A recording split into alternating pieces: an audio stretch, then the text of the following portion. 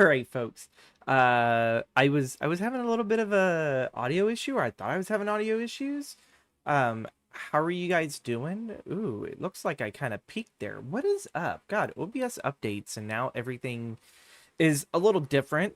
This feels different. It's actually been over a week since I last streamed. But welcome, folks. I am the Gothic Storyteller. Pleasure to make your acquaintance. This is Throwback Cinema, the live stream. It's not really a podcast. It's just a live stream show that I do once a week where I just talk about movies. Sometimes Gothic, features. Other times not. Sometimes I just like to talk about whatever. Anything that's kind of like happened in my week or anything that I have seen that I kind of like to talk about. It's pretty much that. There's like no real definition. It's a very loose show. That's what she said. But yeah, we are we're live. We're here. For once, I don't feel really all that tired or exhausted. My sleep schedule has been super fucked here lately. So, um, yeah. So I'm like surprising today. I've like actually had like a pretty decent day. I've stayed mostly away from the PC. I've stayed away from the workstation. It's like my first day of vacation from editing. Um, because last week was terrible. And we're gonna talk about that here in a little bit. I guess first things first, just kind of take care of yourself. And if you're in a dark mindset, or you're just feeling even like this tiniest of down, just reach out to a friend, talk to them. I've been reaching out to my my circle of friends to kind of chit chat and talk about things, about what's bothering me and such. And it helps. I know some people it doesn't help to talk about their stuff, but to me it helps. So it works out differently for other people. um Kind of new setup here. I forgot to even mention that. I was like, yeah, the last time you guys saw me, like, I was like on the big the camera was full. With now, like, I'm like only like barely half of the screen. um we have a couple of things that we want to talk about. We have a few movies. We actually have a video game. We have a video game that we're going to sit there and talk about today. Only loosely, mostly because it's what the video game kind of made me think when I was playing it. So we'll kind of get that here in a moment. But before we jump in, Wednesday we have a new video, the top 5 Gothic horror films of the 1970s. Now this is the decade of the 70s and everything. So if you guys kind of look at this and it's like, well, all these other films came out outside of 1970s. It's a decade video. It's a list video commemorating the decade, which to me, I kind of sit there and think is like the final really good decade for Gothic horror. Like there's other great decades, but to me personally, I kind of feel like what the 70s was building up to. Um, you had some very, very creative stuff, and also too, it's sadly the decade that also killed Hammer. Uh, Hammer was thriving in the 60s to a certain extent, and then the 70s was kind of like that big test of like, look, this is Buster Boom. So let's see what's gonna happen. But yeah. Let me know if I'm talking, or maybe I just have the mic a little too close, because I keep hitting that peak, and I don't want to have to drop my mic any lower. Um, but yeah. Check out this week. It's gonna sit there. It's gonna drop at 7, I believe.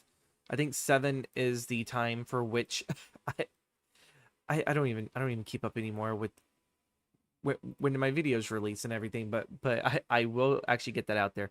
Also, too, thank you guys again for outstandingly growing the community here. Like, holy crap, you guys are amazing. You guys are wonderful. I love it, even though I love both the negative and the positive comments. I love hearing the positive comments, obviously, a little bit more and everything. I like hearing the stories that some of these films that I've covered. A lot of the stories that definitely shown are, oh my god, I remember seeing this from my childhood, followed by some personal note. Really, really enjoyed that. Um, Curse of the Werewolf, which is our recent Hammer horror video that came out uh about 2 weeks ago and everything, has gotten quite a lot of stir and buzz. within the comments and everything.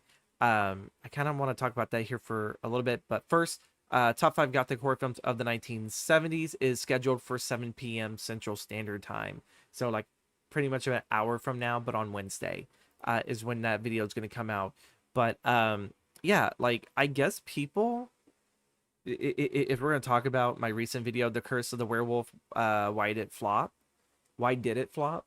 That's somewhat proper English. Um, but but um, but I don't know if people just kind of sit there and just think of, if you call a film a flop, that it's immediately a bad thing. And I've kind of like noticed that. I can't sit there and judge you if you didn't watch the full video, but to me, there were some people that had an understanding. Yeah, there were some story elements that I kind of felt like it held the film back from a really big success, and then there's some that went far deeper philosophical, that what the film was trying to say, which I love both ends. Um, and then like there are like people like flop, like that's the first I've ever heard that this is a flop.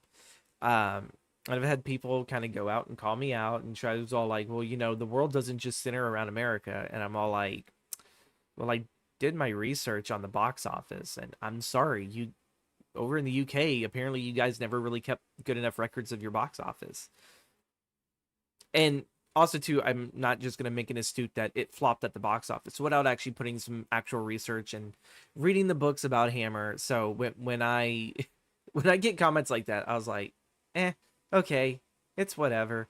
I read the books, I did the research, I know what the fuck it said. It's all like, you can, I guess, take out what personal vendetta because I attacked your precious movie. I love the movie. At the end of it, like the movie grew on me overall. I enjoy it.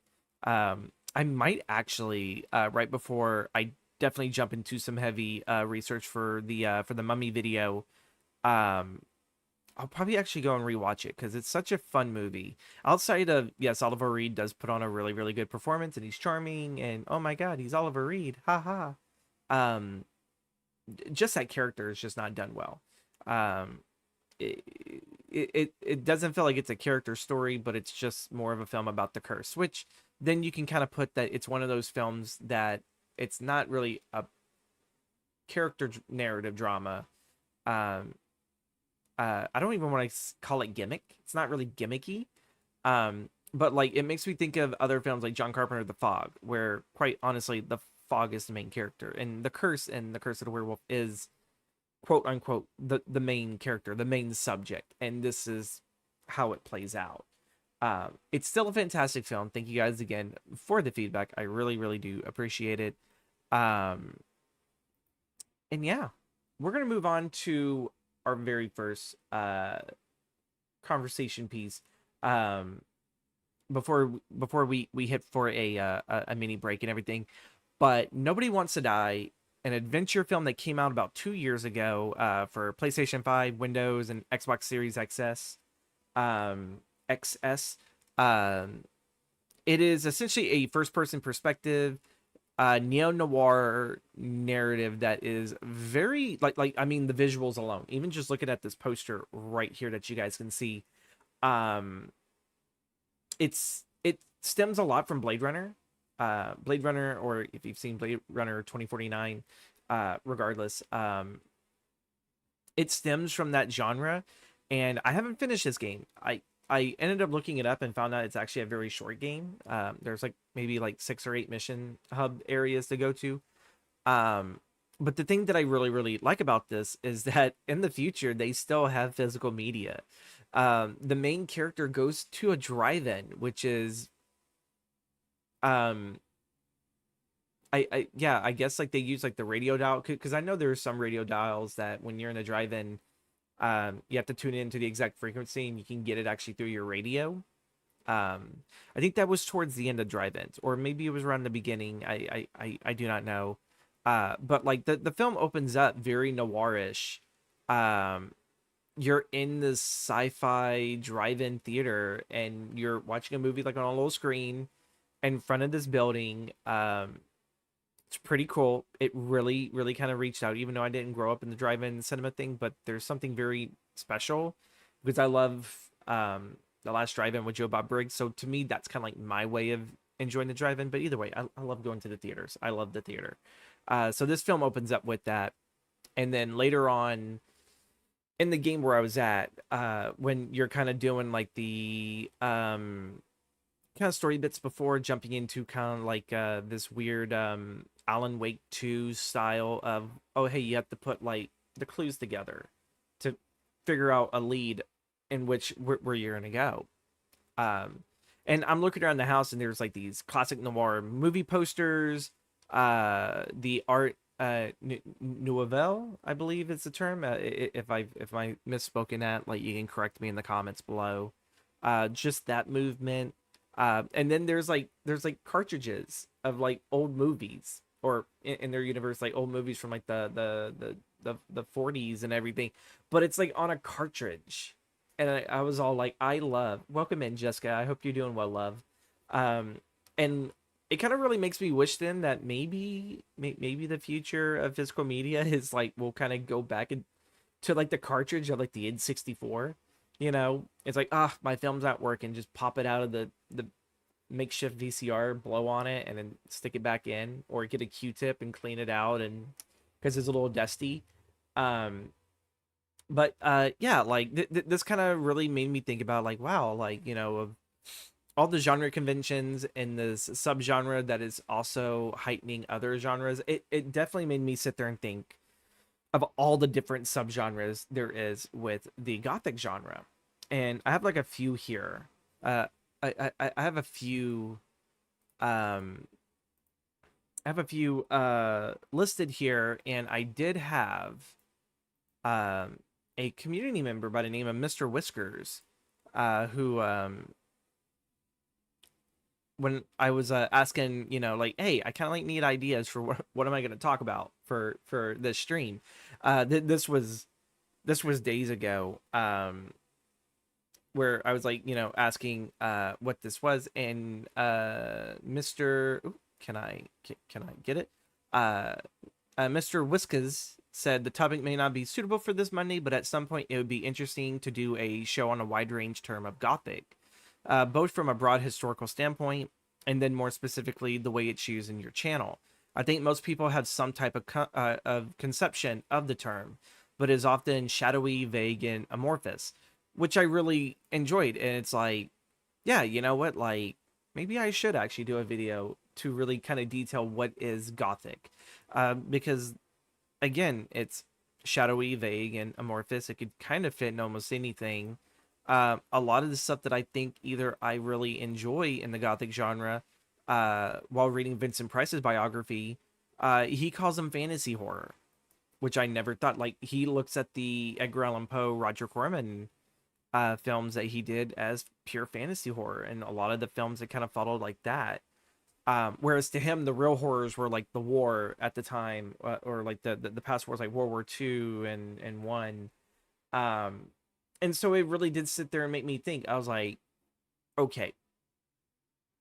And maybe just that comment there made me connect when reading this, is that the genre of Gothic, there's so many different subgenres to kind of look at it. Of like, there's the Gothic romance, the Gothic drama, the Gothic horror. Some people could also stem Gothic drama and Gothic romance are similar, but to each their own. Gothic noir, which makes me think of the Spiral Staircase. I did cover that in a YouTube short, like last year. Yeah, sometime last year. It was one of my favorite films that I watched and did like a little mini review about and everything. But I feel like that definitely fits the Gothic noir. And then of course you have like the Gothic Western, which I've caught a few books that have that, but for cinema, I haven't like no clue. I'm actually Googling this right now, for Gothic Westerns. Oh, and okay, so I kind of feel like Gothic. Ooh, shoot, I am really, really fucking washed out. I apologize. It's Internet Movie Database. So, there's a few films on here I don't know if I really specifically call them Gothic Westerns, but High Plains Drifter is one I could definitely see. That one has a very kind of subtle supernatural undertones to it. And then there's Dead Man from Jim Jarmusch and Johnny Depp. Devil's Rejects I always looked at more as like a southern horror. Same thing with Bone Tomahawk. Um, Django Kill If You Live Shoot. Natural Born Killers, From Dusk Till Dawn. Some of these I kind of view more as horror western. Near Dark, I think, could count as a noir or a gothic western and everything, but it can also just be looked at as a modern day horror western. Ravenous, again, kind of it has some elements to it, but I would still label that as a horror western at the end of the day. Curse of the Undead, an early example featuring a vampire gunslinger. Um, yeah, so I think somewhere in the future I may be making a video or videos on well, what is the genre and what are the examples and what are the archetypes.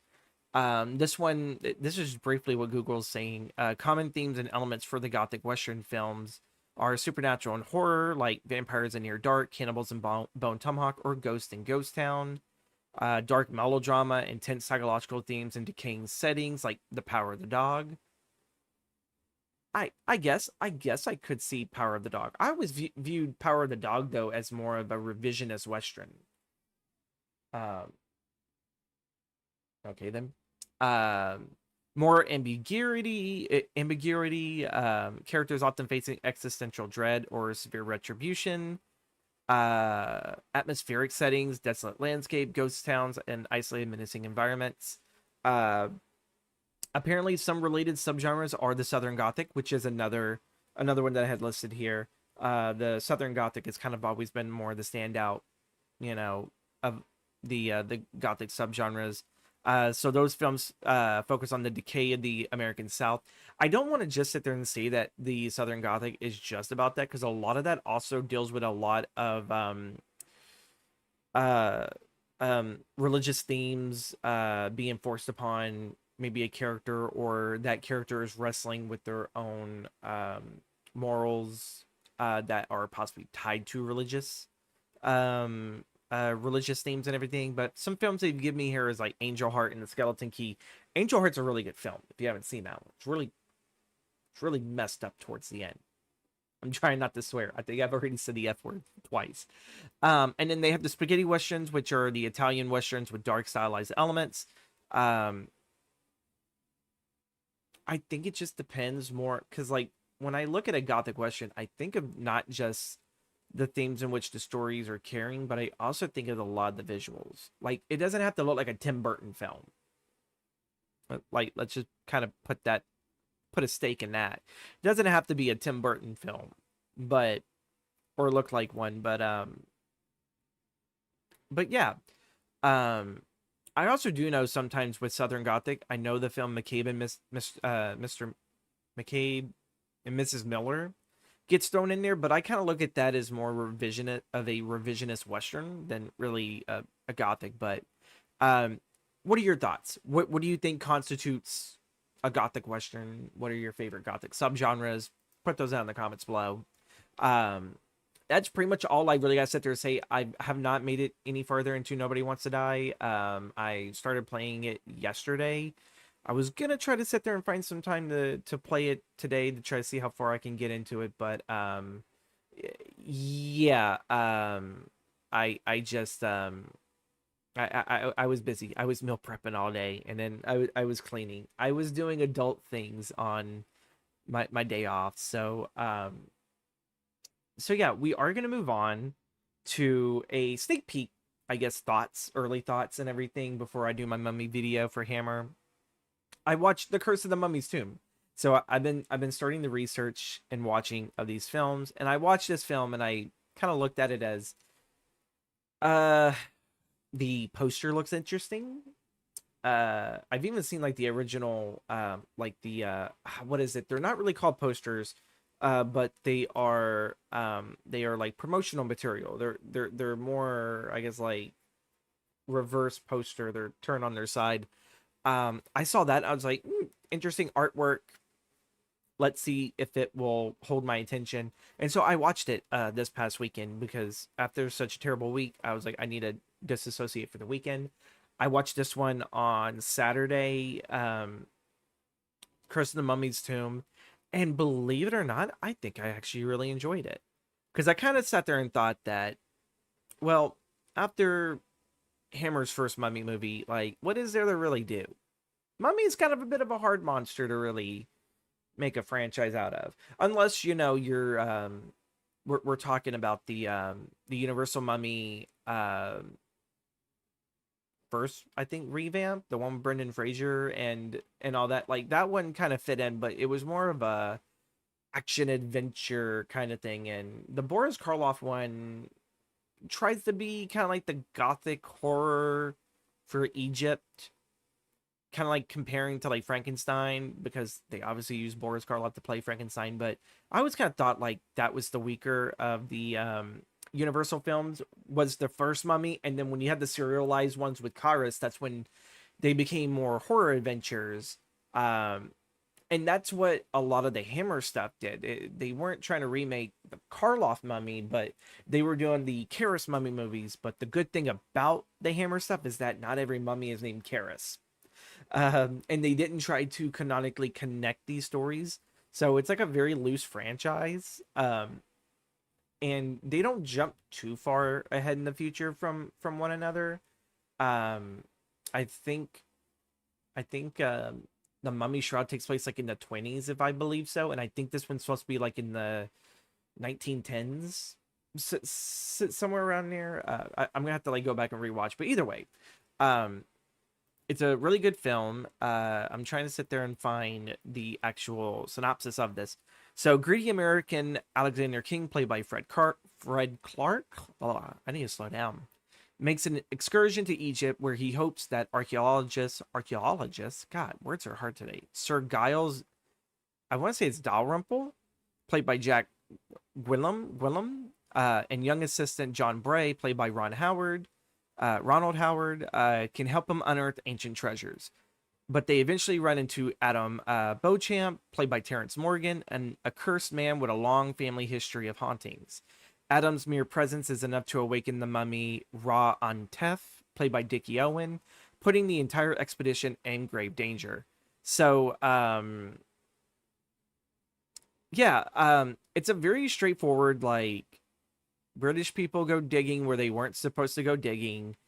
They awaken an ancient evil, and now they must perish for their desecration of said, of said desecration. But there's a nice like little twist on here where I definitely feel like maybe the Stephen Sommers Mummy franchise was definitely trying to remake the Hammer films rather than the Universal ones. Like there's nod to the Universals to certain characters because the Mummy in the first Universal is Ardoth Bay, or that's like one of his many names. And I believe Ardoth Bay is the name of the leader of the order that's supposed to kind of keep the mummy locked up.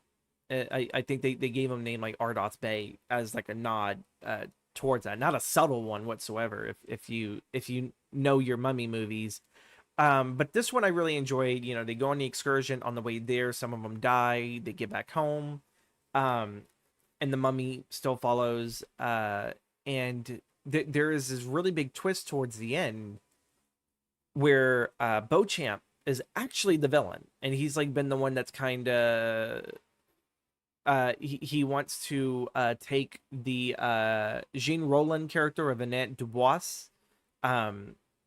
He wants her to live forever along with them because he's kind of cursed with immortality, to forever walk the earth because he killed his brother who is the mummy. And yeah, like that whole ending where they kind of go into the sewers, and I was like, oh my god, isn't that like the worst place a mummy should go? It's the sewers. You're practically dust and bandages, dude. So the moment you get wet, I would think a mummy's worst enemy next to fire would be water. Practically the elements, except for I guess earth. But wind, water, fire, the mummy's brittle, folks. Mummy is brittle. Um, but I really enjoyed this film. There is a scene in which George Pastel, who played the villain in the first Hammer Mummy movie from 1959, um, where you know, he was kind of like the guy that was controlling the mummy. This one, he's just one of the guys on the excavation. Um, and when he finally sees the mummy for what it was, he, you know, culturally, he's all like, you know, please make my pain and suffering quick but deadly and everything. Please do not bring shame to my family. Yada yada yada.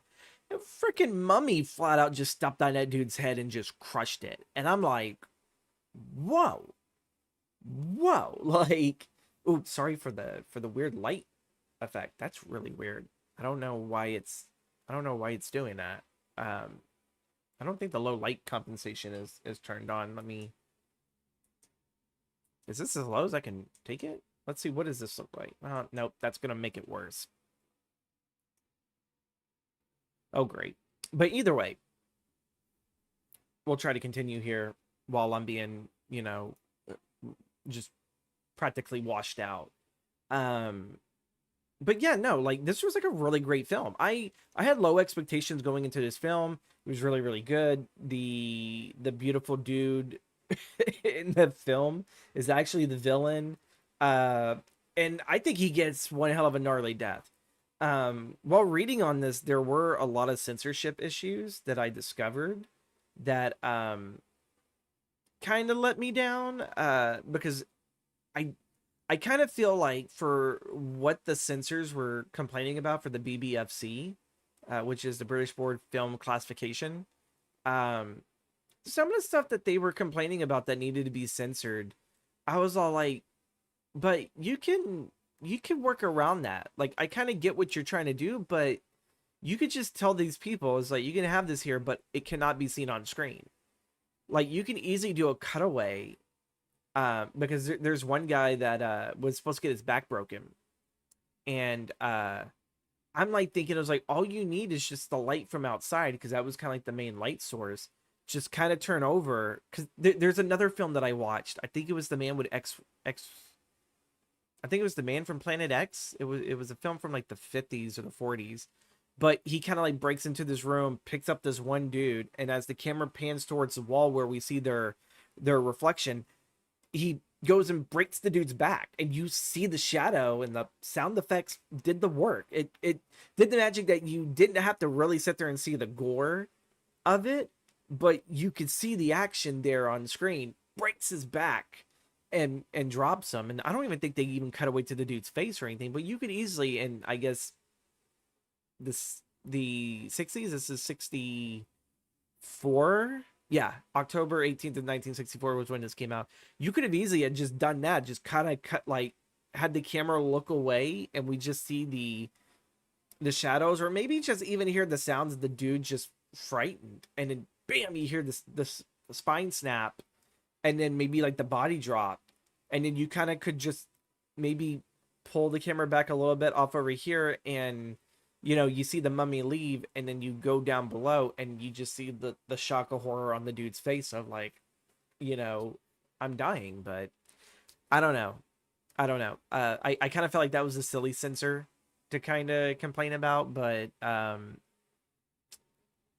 I do believe I think it was the UK that did come up with the video nasty um uh thing. Hold on, maybe if I actually lower the brightness on this, maybe this will work, hopefully.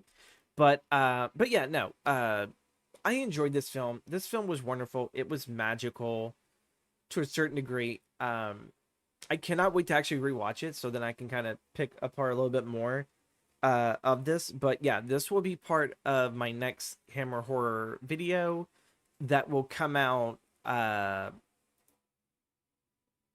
on the 4th of next month, or the 4th of February, March. Yeah, March 4th.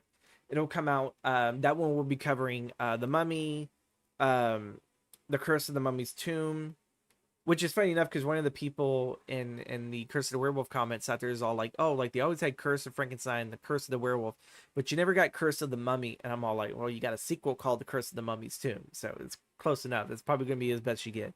The Mummy Shroud's going to be another film, and then the other one is going to be Blood from the Mummy's Tomb. So there's 4 films that I'm going to be covering from Hammer's very loosely connected franchise. Um, I'm actually really excited because at first I was like, what the hell am I going to really say about this franchise? And the more I kind of started delving into it, I was like, oh my God, how has no one really kind of looked at some of the things? Because as much research as I've done so far through the usual books that I read, like the Exhausted Hammer Films and Exhausted Filmography, and then A History of Horrors: The Rise and Fall of the House of Hammer by Dennis Meikle. Those are kind of like my core research books when it comes to the series.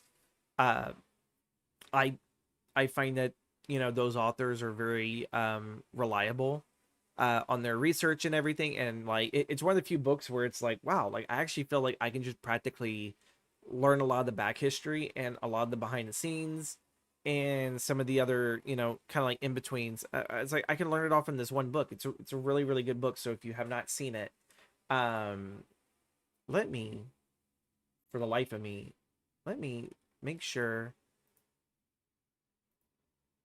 because I feel, yeah, that's what happened. The low light compensation came back on. That is super freaking weird. All right, now you guys can actually see me in my actual skin tone as how it's supposed to be. Um,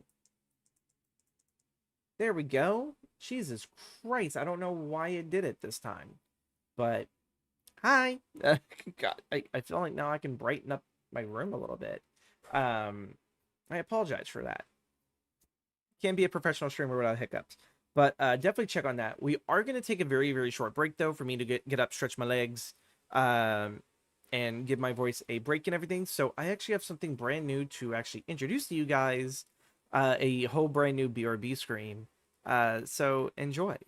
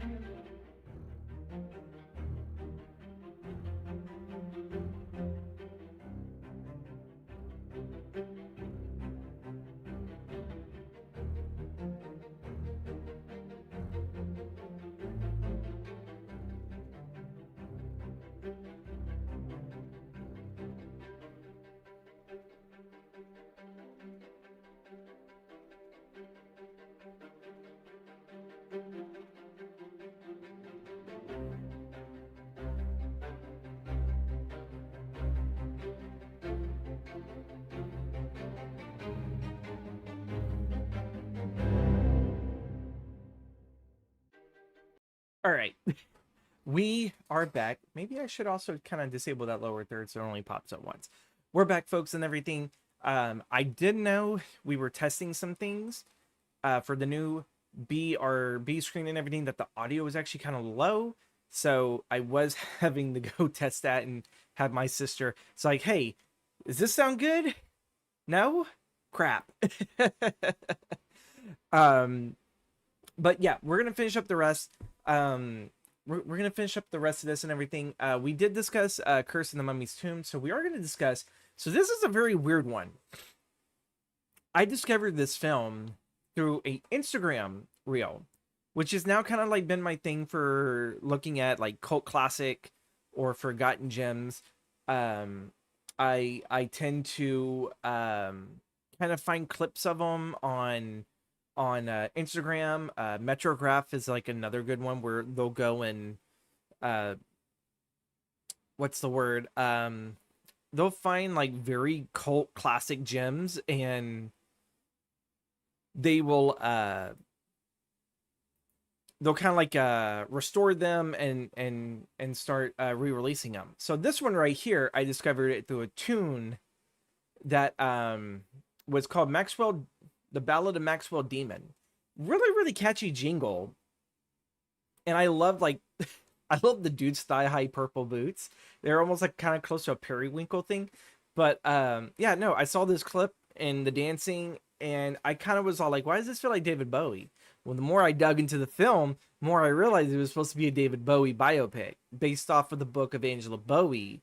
Um, but when David and them found out, he had his lawyers do like a cease and desist, and so Todd Haynes and the creators were all like, all right, well, we just won't make the movie about you, but we'll change all the names and everything." But essentially, at the heart of it, um, it's supposed to be about like David Bowie's supposed relationships with Lou Reed and Iggy Pop, his rise into the glam rock phase.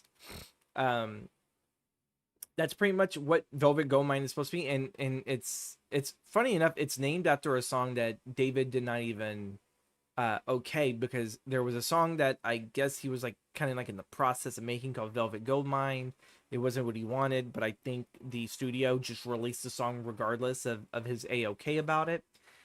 And yeah, you know, I mean, that's the music industry, that happens. So like this film was named after that one particular song, but it stars Jonathan Rhys Meyers, Ian McGregor, Christian Bale, Toni Collette, Eddie Izzard, Emily Wolfe. There's quite a few big names that are in here. And the film is about glam rock star Brian Slade. Plays a character on stage named Maxwell Demon who predicts his death on stage. Shortly after he announces his prediction, he fakes his own death and is exposed as a fraud. A decade later, in 1984, a reporter and former fan, Arthur Stewart, tracks down the former rocker to do an article on his life and downfall. Arthur interviews the man who discovered Slade and appears to understand Slade's motivation. First off, this film was way too long. Like, I believe I want to sit there and say I think it was like a near 2 hour. Oh, it was a 2 hour film. This film was way too long. The beginning really kind of hooks you in with a lot of the glam metal, the glam rock, not glam metal, the glam rock music playing. A lot of like the rise of Brian Slade, is childhood, kind of like, you know, how he didn't feel like fitting in until, you know, he kind of realized like, his own beauty and starting to kind of come into his own sexuality. He definitely wanted to be a singer. I do not know how much of this has now been changed just to make this film different from Bowie's, because I don't know really Bowie's life to a certain extent. I know certain moments of Bowie's life and everything because I was interested in learning them. But this film, I think it's like a mixed bag. I feel like it's going to be one of those you love it or you hate it. I love it for its music. I like a lot of the performances from like Ian McGregor, Jonathan Rhys Meyers, who Jonathan is the lead in this, Toni Collette and Christian Bale. there was on Letterboxd, there was a review that I watched, or not watched, but read, where someone compared it to Citizen Kane, saying that it kind of had a Citizen Kane style of storytelling, where the beginning of the film has it where, Kane had passed away. He utters the word rosebud, and this reporter is trying to figure out what is the meaning of that word. And he pretty much kind of starts learning all um, about Kane's life and everything through other people. And that's very much what Velvet Goldmine kind of does, where, you know, uh, uh, Brian Slade fakes his own death because he wants out of this character, a Maxwell Demon. Um, People truly did believe that he actually died. And then there are some that believed it was like, yeah, no, this was all a hoax and it was terrible. And it kind of just ruined the image of Brian Slade. And so um, Christian Bale, who plays this reporter, is like also a fan of the Maxwell Demon music. Um, and this film kind of also has him kind of talk about like his own sexuality, and the culture at that time of practically him, and a whole lot of gay people just were not socially accepted um by society at this point. Like, even though they had been around for years and years and years, just the culture at that time was like, no, it's like, we don't accept you. And they ostracize and point monster at them, when, in all honesty, we all know usually the one that screams and points monster is actually the monster. um Regardless of your beliefs or whatever, it's we're all human. But either way, he goes through and he starts interviewing certain people of the life, like Tony Collette, um Brian's first manager, and eventually he finds Ian McGregor's character of Arthur no, not Arthur Stewart, Kurt Wilde, and everything, and how he's trying to piece together, well, did Brian really die or not? I definitely do feel like there's like a few slumps in this film where maybe I kind of feel like maybe the film should have been maybe an hour and 45 minutes, you know, cut. There's an awful lot to talk about it. And I kind of sit there and see where people definitely make the comparison now to Citizen Kane. But overall, I think it was a decent film. It was entertaining within the first half, and then I don't know. I kind of felt like a little lost in the second half until it kind of started picking up a little bit more. And we find out that essentially Slade did fake his death, and there is like this new icon that popped out called Tommy Stone, and Christian Bale's character kind of points out that, like, is it true that, oh, you're originally Brian Slade, formerly Maxwell Demon. And yeah, like that whole like downfall pretty much of one artist trying to shed one persona that everyone has kind of grown attached to, and how he kind of he did what he did just to drop that character. And it actually looked like he actually had some facial surgery done to him to actually change the way he looked, so people didn't sit there and confuse him for that. I don't know if that's supposed to be an actual legit commentary on David Bowie's character, um from like the my god, what's his name, I can't believe I am, Ziggy Stardust, of like kind of like essentially, um this is supposed to be kind of, I guess, like how David felt about Ziggy Stardust, and that's why he kind of quote unquote killed him off. We don't know. I'm pretty sure, like, if you read any, maybe if Bowie wrote like a biography, I don't really know if he did. Um, Maybe we'll sit there and learn just what he felt like with Ziggy. I always just thought that Ziggy's time had came and gone, and so he was ready to evolve. Where this film takes a much more extreme approach. The guy is like, I'm gonna fake my death, and then I'm gonna rebuild up my fan base and everything under a whole brand new persona and everything. Like, Brian Slade is no more. Tommy Stone, uh, is it. And again, it's an okay film. It's decent. It's entertaining at the very least. But overall, I don't hate it. I don't think there's really ever a film I've actually hated. More or less felt disappointed. So I guess you could sit there and say I like this film. Um, One of the other little nice kind of, I guess you call it like an Easter egg, um, that I really enjoyed was Lindsay Kemp, who plays the pantomime dame in this film. It's supposed to be kind of like um, the visual representation of Maxwell Demon's actual demon. In the music video for the Ballad of Maxwell Demon, Lindsay Kemp was actually was the one that actually taught David Bowie um, and Kate Bush, I guess, like how to like come into their character, how to be who they are. He was a mentor to them. Supposedly Bowie had a relationship with this guy as well. Um, but he has a nice cameo into it, so it's definitely like another big nod towards Bowie. What do you think about this? If you've ever seen Velvet Goldmine, what are your thoughts? Do you love it? Do you hate it? Favorite scene? I still think the music video for the Ballad of Maxwell Demon is probably my favorite scene in the whole freaking film. Um, and yeah, I mean that's kind of like very quick to the point, which is how I just feel about Velvet Goldmine. Um, Another film I actually wanted to talk about. So I didn't see this weekend, but I saw it last weekend or the weekend before. Um, The Company of Wolves.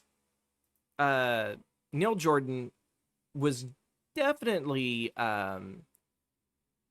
he, Neil Jordan was definitely on something of a role when it came to adapting books into films. I have never read the Bloody Chamber and Other Stories by Angela Carter, but essentially this is an adaptation of a collection of short fairy tale stories reimagined through the Gothic lens.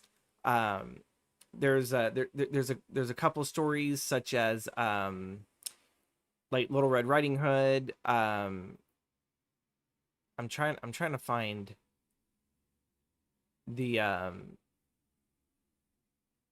like the actual tales told through the narrative. Um, but a lot of it is like, you know, Red Riding Hood. Um, there's like most of these stories all have to deal with some form of hare or wolf, or reaching a certain area in which a child or someone is kind of coming into adulthood, which kind of really makes this a coming of age gothic fantasy horror film. Um, I'm trying to sit there see if like let's first start with just a simple synopsis, because there's so much I really want to talk about. Wolves and werewolves lurk throughout the dreams of young Rosaline, who imagines that she must journey through a dark forest to live with her grandmother. When Rosaline meets a rugged hunter in the woods, she discovers that she has an animal-like attraction to him, leading to a macabre turn of events. The lupine-centric film also features stories within the main tale, told by both Rosaline and her grandma, all of which have a supernatural bent. Um, the cast of this is stellar. Sarah Patterson, Angela Lansbury, Mika Bergezi, Stephen Ray, David Warner. I feel like a lot of these people are people you probably sat there and seen if you watched a lot of 80s films growing up, or if you're just a fan of just British culture at that time and their actors. This is like the great film. I think most people know Angela Lansbury from Murder, She Wrote. Like, that's it. It's like, oh, that's the Murder, She Wrote old lady. I love her as Granny. She doesn't play like just this like, oh, like I'm just a little old granny. It's like, no, this granny's got some bite to her. She does not let on just because she is old that she is brittle and fragile. She takes this world by the throat and she shakes it back. No nonsense whatsoever. I absolutely adore her character. David Warner kind of comes in for a bit. It's definitely a supporting role as father. The main character, Rosaline, played by Patterson, I think she does a fantastic job. She seemed to practically only really be, I think, popular during the 80s. Her most known lead role is the Gothic horror film The Company of Wolves, as I am briefly, because that's like her first film. And then she did the 1987 Snow White movie, where she played Snow White. And then she did Do You Love Me back in 2002 and TikTok Lullaby back in 2007. She mostly only acted within the 80s, and then she retired. From that, I'm trying to like look at, she was in no transition to theater, television, or any of that. Um, yeah, no, she just retired early, and that was it. I don't think that there was ever really a reason that she gave why the reason she just wanted to retire. She just didn't want to do it no more, and that's fair. Uh, you know, she has a very small body of work that, believe it or not, at least half of it is really, really strong. Um, but yeah, no, just the interweavings of the four tales throughout this, how characters come in and go out. Um, there's a lot of like other fairy tales that are like knotted on here, like The Boy Who Cried Wolf. Um, I find it very, very strange, and I definitely know it was a societal thing for its time, because this is supposed to be like 18th century wherever, where the children are kind of married off very young to go have children, and the Rosalind character, after kind of dealing with the death of her sister from wolves, um, that now it kind of feels like her parents are trying to help get her hitched, get her married, get her having children, with essentially the Boy Who Cried Wolf character. And he kind of doesn't look like he's running on all cylinders. He doesn't really look like, you know, he doesn't look like anyone that Rosaline wants to be with. And Rosaline, I think, is more of a character that wants adventure and horror. She doesn't want to settle down. She doesn't want to do this or that. She wants to live and experience the world. And I think that's like probably one of the things I really, really love about this is she is a character that is kind of forced into the societal, um I guess, faculty of, okay, you're kind of now of age, we're now going to marry you off, and you're going to go bear children, and you're going to kind of have like the same life of all of us, because everyone in the village is, I'm pretty sure, some way related to one another. It's a very, very small village. And I just love that her character is like, no, I'm going to want something different. And some of the other villagers are very much kind of against that. And I kind of like that her dad's kind of a little bit to her side, that her father, wow, that's an interesting poster. If you think that's interesting, sis, you got to sit there and see the transformations in this movie are wonderful. They can be some of the most goriest things ever, but then at the same time it's all like, oh my god, this is so ingenious. I'll get to a scene that absolutely leaves me breathless whenever I see it, because I felt like a kid, just like I just saw something brand new, and I'm all like, oh my god, how did they do that? I want to know how they did this shot.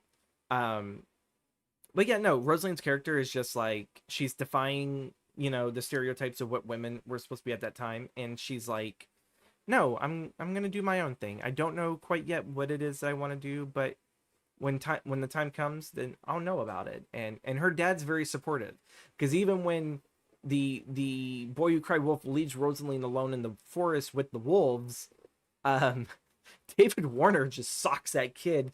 And in the moment the kid's dad comes up, he's like, "What are you doing laying your hand on my kid?" And David Warner pops the father too. And I was like, yes. And then, the daughter is shown to be fine. She's okay.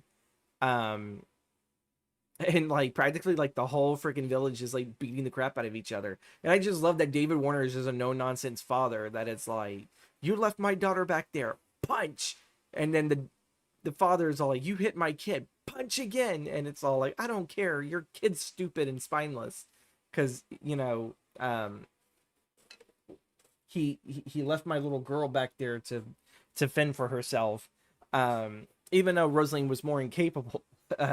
more incapable of surviving. Um, but a scene on here, because again, Sis mentioned interesting poster, the transformation. Interesting thing about this is there is a scene within the first story, so it's like kind of like within the first act of the movie, where Grandma tells Rosaline about a young groom whose eyebrows meet, because again, there's like this whole thing that she teaches her daughter or her granddaughter not to do in life. Never stray from the past, never eat a windfall apple, and never trust a man whose eyebrows meet. To let you guys know, a man whose eyebrows meet is considered a werewolf. Thank God I shaved today, so you guys don't call me a werewolf. Though I think that would be pretty cool if I was a werewolf. But either way, um, a young groom whose eyebrows meet is about to bed his new bride when a call to nature summons him outside. And years later, the woman remarried, had children and everything. Her first husband kind of comes in and starts wrecking the place and calls her a whore and all this other stuff. And then he starts transforming into a werewolf. And when the new husband arrives to check in on his wife and children, he finds the werewolf is right there in his room trying to, kill his family. And there is this one scene where essentially the guy, the new husband, takes the axe and beheads the werewolf with it. So I'm guessing Silver and Wolfsbane in this universe aren't really just, you don't need just those to kill a werewolf. All you have to do, I guess, is just behead it. But there is a scene where the werewolf gets beheaded, and the impact of it has the head fly off into what I am guessing is a bucket of milk. It's that, or that's some really soapy water. I don't know if they had soap in the 18th centuries or not. I don't know. But I like to envision that it is a bucket of milk. And this wolf head goes right into the bucket, just pure white milk. And then all of a sudden, it kind of turns a little pinkish from the blood. And you're waiting for the wolf's head to come up. It's like, okay, buoyancy, head's going to pop up. We're going to see this head floating in a bucket of milk. No, it's the head of the first groom. So his body transformed right back to it. And I don't know, there's just something about that scene. There's just something about that. That scene that it just hit a light in me. I was like, how did they do that? That was absolutely magical. Yet gruesome, very gruesome. Like, there's not a whole lot of gore in this film. It really isn't, because I think they try to make it for like a PG-13 family film. But yeah, no, wolf head goes into a bucket of milk, comes out, and it's the head of a man. And it looks like it's all done seamlessly in one take. And I absolutely freaking love that. There's a couple of more scenes in that film, like Granny's death and everything. I won't really sit there and spoil just how it looks, but it's super artistic. And I just love how Neil Jordan just takes this film. Like, anything that what you're probably going to expect is be gory, the thing that what you're anticipating actually flips the script. And I kind of feel like maybe some people would actually be upset about that, but to me, I actually thought it was really, really ingenious. Oh my God, we're going to see a lot of gore here or something. No, it's very artistically done, and it's very beautiful. It's a very beautiful film. So if you haven't seen this film, definitely go see it. It has like at first I kind of sat there and thought that, oh, is this supposed to be like an anthology film, and it kind of plays a little bit like that. I kind of like to think, I liken this to Ghost Story by Peter Straub, which has 4 different little tales woven into the main narrative. But these tales that are told as ghost stories are actually events that have happened in these old men's lives, and how they slowly kind of start realizing, oh, this actually kind of connects to something, because these experiences that we have in this one character named Alba Moby, she's bringing these men's haunted past back to haunt them once more. And so that's what I view the Company of Wolves. So now this really makes me feel like, you know what? For a 95-minute film, I do believe you could possibly do a somewhat faithful adaptation of Ghost Story and do something like this. I truly do think so. Um, I guess like final thoughts and everything. Um, I'm trying to find the actor's name. Terrence Stamp was uncredited in this film as the devil. There is a scene in which Granny tells her second tale, her second and last tale, about a young man whose eyebrows meet. The bastard son of a priest is walking through the enchanted forest when he encounters the devil, um, arriving in a Rolls Royce, which shouldn't exist, chauffeured by a blonde-haired woman, which kind of looks like Rosaline a little bit. I was wondering if maybe that was supposed to be like um letting us know that essentially Rosaline will be kind of stepping a little bit towards the dark side later in this film. The devil offers the boy a transformative potion where he rubs on his chest, causing hair to sprout rapidly. The boy is pleased, but then vines grow from the ground, twining around his legs and trapping him. He wails in protest and fear, and his face distorts with a cry. His anguished visage appears in Rosaline's bedroom mirror at the end of the dream sequence. And so that kind of like makes me like wonder of like the story of, maybe this boy wants to be a man and kind of takes the deal with the devil, and of course there's always a negative connotation to those deals. I absolutely love that little story, and just having Terrence Stamp as like this one role where I'm pretty sure it was just a day's shoot, and he just pops in. I was like, I really, really wish we had a movie where he played the devil. I mean, closest thing we had was Zod. Zod was pretty creepy, and Superman too. Um, but yeah, I think that definitely sums up. Um, and notice I did not sit there and say today we're gonna have a short stream and then proceed to have an over an hour long stream. um, well, I don't know. Depends on how long that this will be, because I do have to edit the beginning once the video is available. Um, I got to edit the beginning of this. But folks, we are going to wrap this up. Remember, 7 p.m. Central Standard Time Wednesday night, we will have top 5 Gothic horror films of the 1970s coming out and everything. Next month, we are going to have later in the month instead of the beginning. We're going to have a top 10 video. This is my once and only, and this is kind of like the nightmare that I was dealing with last week. So it's going to be our one and only top 10 video out of like the top 5 series. It's going to be the oddball out. But that's where I was adding in Company of the Wolves when I was doing this. I went through, got the video all done within a week, like a 4-day editing span. Absolutely just, I just struggled with that mentally. I just struggled to get up, mentally edit that. Kind of felt the same way with top 5 Gothic horror films in the 1960s, but I kind of realized once I push through those edits, who knows, maybe something good will happen. But that'll be the only top 10 that will come out. So that's next month and everything. And then we're going back to top 5s again because it's a lot of information to carry. And I like to keep those top 5 list videos. I like to keep them short, and I like to, keep them to where I like, what's the word? I like to keep it concise, and I like to kind of just keep it to like a few films. Anything past 5, I feel like that's got to be its own video of its own. And I kind of plan to sit there and do that to maybe next year and everything. But yeah, so that's a heads up for me. If you've seen on the BRB screen, I did sit there and plug the coffee link and everything. So the coffee link is actually down in the description below. You should hopefully be able to access it even on mobile and everything. Depending on, how long, like if you're a reoccurring subscriber or if you're just subscribing for that month. If you do hit subscribe, your names will be in the credits to my videos. With the exception of the top 5. So like the Hammer horror stuff, you will be in the credits for that. Top 5, you'll be in the credits, I think, in the description, if I remember so. But also, too, you guys get my videos a week early.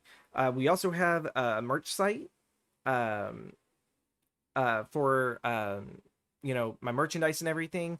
Next month we're gonna have actually a big sale. It's an everything must go sale because I do plan to shut down the merch site for hopefully not long, and work on some new merch to for the rebranding of me going over to YouTube. Um, Again, I got some really good uh reviews. I got a really good review um from my last customer who bought the American Gothic sweatshirt. That one will kind of still be there, but I do plan in the future to redesign its look um, for the future and everything. But I got really good reviews from that and everything, and that got a lot of really good eyes on my merch site and everything. So thank you again, cousin, for doing that. Um, but yeah, like, comment, subscribe for more. I'll see you guys next Monday. Next Monday we're gonna kind of do a letterbox thing of hey, like this is what I watched this month. I won't cover the films that I covered today that we watched because obviously I already covered them, so why should I recover them again? Um, so yeah, that's gonna be next week. That it's gonna be like another letterbox um monthly watch. I'm trying to remember what that last letterbox stream that I did. Um, I thought maybe having it separate from the rest and everything was gonna do me good, but you know what? We'll just label it as a like a throwback cinema thing. But I'm trying to find it. Letterbox binge for January 2026. So that's essentially what we're gonna sit there and do um next week. We're gonna go through my letterbox, see what all I've been watching, um, and I'll like tell you some of the TV shows that I've been watching too. And yeah, yeah, I think that's about it. You guys have a wonderful rest of your week and everything. I hope Monday was nice to you. I hope it was kind. I hope you enjoyed my ramblings. And hopefully, I found a couple of films that you're interested in watching. Thank you all again for being here, and I'll catch you guys all later. Bye bye.